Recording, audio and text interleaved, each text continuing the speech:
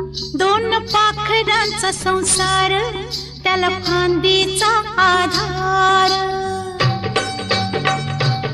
दोन पाखरांचा संसार, त्याला फांदीचा आधार.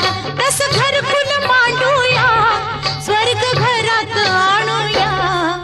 दोन पाखरांचा संसार, त्याला फांदीचा आधार. दोन पाखरांचा संसार, त्याला फांदीचा